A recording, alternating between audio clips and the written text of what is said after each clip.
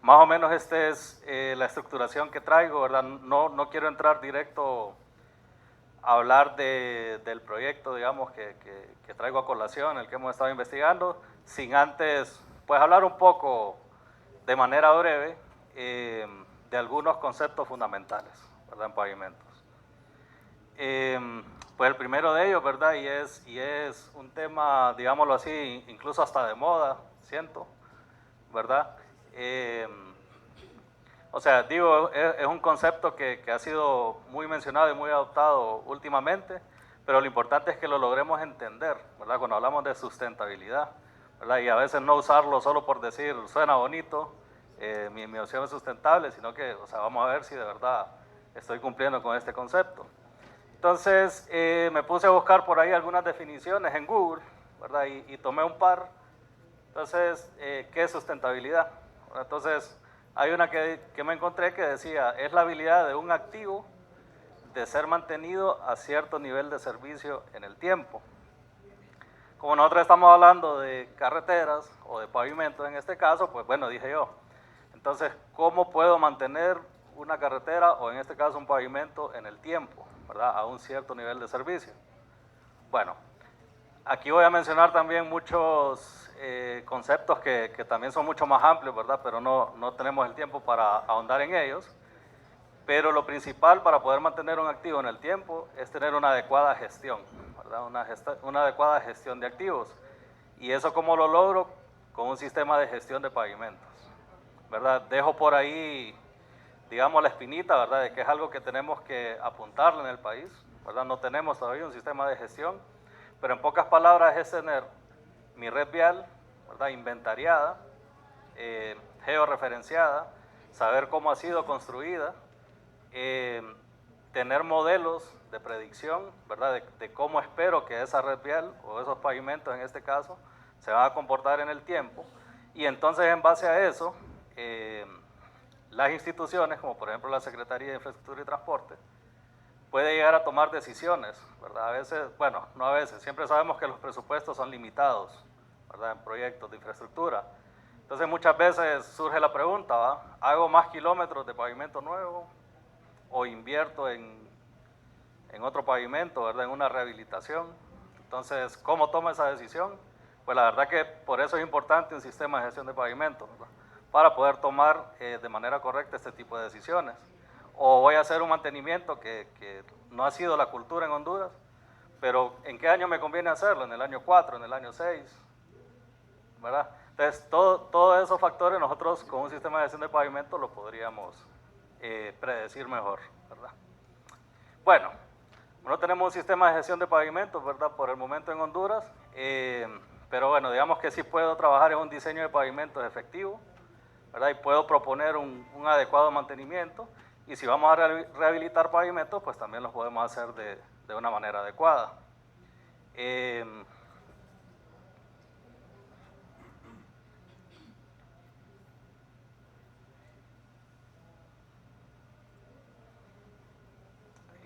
Ok, por ahí también para saber cómo van a hacer esas actividades de mantenimiento, ¿verdad? Entonces entra otro concepto que es análisis de costo en el ciclo de vida, ¿verdad? No basta que, aunque es la costumbre, digamos, y la limitación de presupuesto nos obliga a hacerlo, pero cuando diseñamos una nueva estructura, siempre nos enfocamos solamente en el costo inicial. Y muchas veces pavimento, para enfocarlo, puede tener una inversión inicial relativamente más alta, pero a lo largo del tiempo va a ser más económico, ¿verdad?, mantenerlo a un nivel de servicio. Entonces ahí es donde debe entrar un análisis de costo en el ciclo de vida. Por otra parte, ¿verdad?, tenemos que tener un buen control de calidad de los materiales, saber elegir los materiales. Por tanto, tenemos que tener un buen entendimiento, ¿verdad?, de los materiales. La fabricación, ¿verdad?, de muchos materiales que usamos en infraestructura. Y por supuesto, no solo es el diseño, la fabricación, el control de calidad, ¿verdad?, sino que una construcción o instalación correcta. Pero entonces, digamos, yo todo esto que acabo de mencionar, ¿verdad?, que viene de una definición de sustentabilidad, yo podría tratar de resumirlo en una sola palabra, que es durabilidad, ¿verdad? Voy a buscar durabilidad en mis diseños. Por ahí, para no extenderme tanto, ¿verdad?, encontré otra definición de sustentabilidad que dice realizar acciones necesarias para lograr la neutralidad de carbono o huella de carbono cero. Eso es que las emisiones de carbono que estamos haciendo se contrarresten, ¿verdad?, con reducciones en otras actividades o con vegetación o mediante métodos naturales, a manera de que sean mínimas, ¿verdad?, o quedemos en cero. Entonces luego, si lo enfocamos siempre a las carreteras y a los pavimentos, pues el principal contaminante son nuestros vehículos, ¿verdad?, que emiten CO2. Entonces, ¿cómo puedo yo reducir la emisión de CO2 en mis carreteras? Bueno, reduciendo la interrupción, por ejemplo, del tráfico vehicular. Entonces ahí volvemos otra vez a un concepto de gestión de activos. Carreteras inteligentes, ¿verdad?, o carreteras donde yo busco garantizar el flujo de los vehículos, ¿verdad?, accesos controlados, qué sé yo, porque tenemos menores interrupciones, ¿verdad?, menores frenados, aceleración, desaceleración, podría ser algo. Y pues, por supuesto, volvemos siempre al mismo concepto, un sistema de gestión de pavimentos. Por otra parte, también lo puedo hacer optimizando materiales y recursos naturales, ¿verdad? Sabemos todo lo que trabajamos en carretera, que hoy en día es más difícil cada vez encontrar buenos materiales, ¿verdad? Bancos de préstamo o una base triturada, ¿verdad?, encontrar un río, permisos ambientales, todo eso. Entonces también podemos hacerlo mediante optimización de materiales y recursos naturales. Para ello, pues tenemos que tener un buen entendimiento del funcionamiento y composición de los materiales. Tenemos que conocer, ¿verdad?, cómo se van a comportar en el tiempo ante las cargas de esos materiales o modelos de deterioro. Y pues vamos aquí un poco también aterrizando a lo que es las validaciones. Lo que diseñé, realmente lo estoy cumpliendo en mi construcción. Y pues en pocas palabras, entonces, esta segunda definición yo la puedo resumir como eficiencia, ¿verdad? Entonces, podríamos decir, para ser sustentables con nuestros pavimentos, entonces podemos ser eficientes y enfocarnos en la durabilidad que van a tener estas estructuras. El segundo concepto, que lo mencioné un poco anteriormente, es el ciclo de vida de un activo. Al final nuestra carretera es un activo, ¿verdad?, porque producimos, porque se mueven los vehículos de un sitio a otro, porque la economía se mueve a través de nuestras carreteras. Entonces hay un ciclo, ¿verdad?, de cualquier activo, sea una máquina, una planta de asfalto, una retroexcavadora. Lo primero es que surge de una necesidad, ¿verdad? Luego yo voy a poner en servicio ese equipo o la construcción, en el caso que hablamos de una infraestructura, lo voy a construir, lo voy a instalar y eso va a empezar a operar, ¿verdad? Cuando empieza a operar mi activo, entonces naturalmente voy a tener un deterioro, ¿verdad?, por el uso. Y entonces a eso viene asociado que si tengo una buena gestión, voy a hacerle un mantenimiento.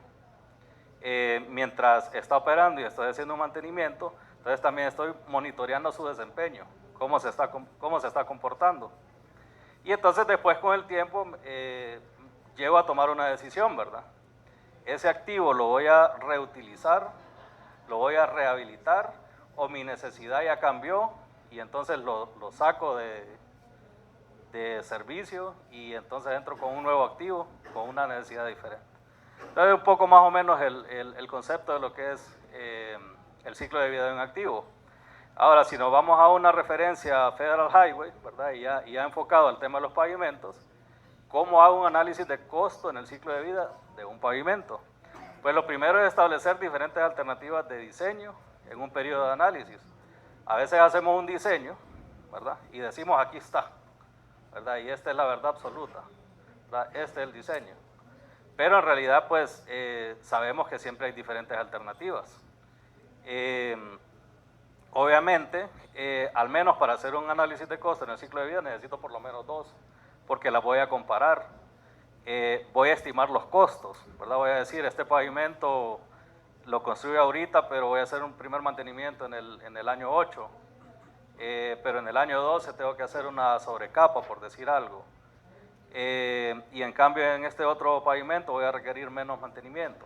Entonces ahí viene el análisis de costo en el ciclo de vida.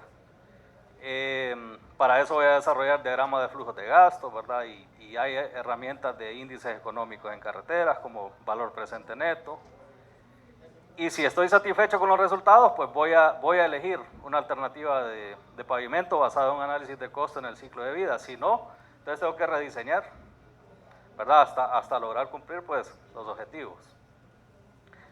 Dentro de este análisis de costos en el ciclo de vida están los costos de los usuarios, que al final son los que pagamos todos nosotros por usar las vías. ¿Y en qué sentido los pagamos? Bueno, están los costos de operación, que al final es lo que gastamos en combustible, en llantas, en frenos, en lubricantes, en suspensión, ¿verdad? Pero mucho de eso está influenciado por la regularidad que yo tengo en mi carretera o en mi pavimento.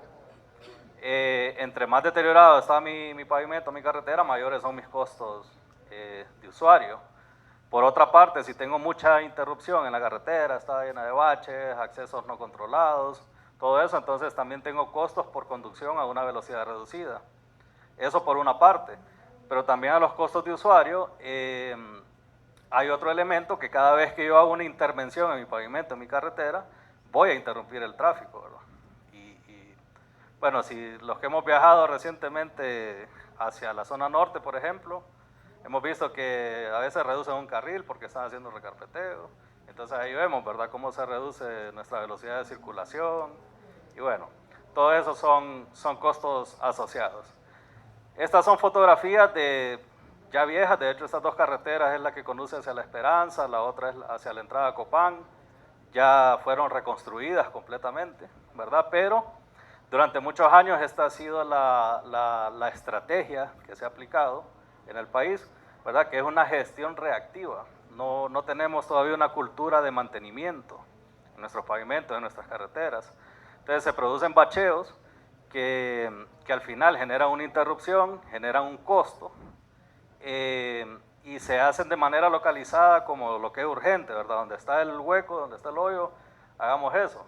Pero quizás alrededor ya hay un cuero de lagarto, entonces en la siguiente tormenta o a los 2 meses tapé un bache, pero a la par ya salió otro. Entonces, eso porque hemos permitido que la red vial llegue a un nivel de servicio ya de colapso. Entonces, solo para terminar de hablar de este segundo concepto, todo pavimento, ¿verdad?, cuando se construye tiene una condición inicial, ¿verdad?, que es la óptima, está nuevo, y naturalmente cuando pasa el tiempo con el uso, pues va deteriorándose y entonces va disminuyendo su condición de servicio. ¿Qué pasa con nuestras carreteras que ya están deterioradas? Que muchas ya llegaron a su etapa final y entonces venimos en esta etapa y empezamos a hacer bacheos. ¿Cuál es el objetivo de una rehabilitación? Que esta curva, yo no permitir que se vaya a cero, sino que quizás acá hago una intervención y restablezco esa condición de servicio del pavimento. Pero nosotros cuando ya llegamos al bacheo lo estamos haciendo aquí.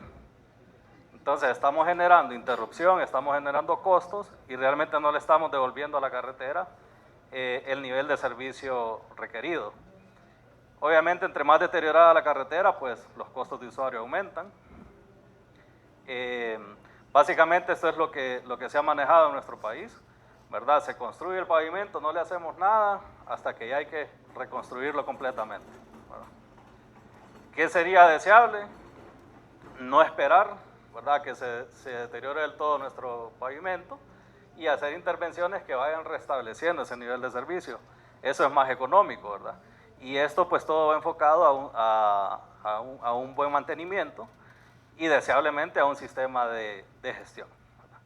Ahora, el tercer concepto, ¿verdad?, que es importante acá también, es que seguimos basados en una metodología de diseño que es empírica, ¿verdad? Y empírico es algo que yo lo aprendí por observación y a través de los resultados que observé, pues derivé ecuaciones, en este caso, por ejemplo, como cuando hablamos de AASHTO 93, por ahí en los Estados Unidos e incluso en algunos países de Latinoamérica ya hay investigación en temas empírico-mecanicistas, pero nosotros seguimos con métodos empíricos y no es que sea mal, ¿verdad? Pero hay precauciones que hacia ahí voy con esta presentación. ¿Por qué es empírico AASHTO 93? Sí es un método de regresión, pero es empírico. En el año 50, ¿verdad?, se construyó este tramo de prueba de la AASHTO y se puso, ¿verdad?, en servicio, se empezó a cargar se empezó a circular tráfico y se monitoreó, ¿verdad? Se midió cómo estos pavimentos se comportaron y a partir de ahí se crearon las famosas ecuaciones que hoy conocemos de Ashton 93. Esto fue pues allá por el año 1950. Por supuesto que tuvieron que pasar muchos años para obtener resultados, ¿verdad?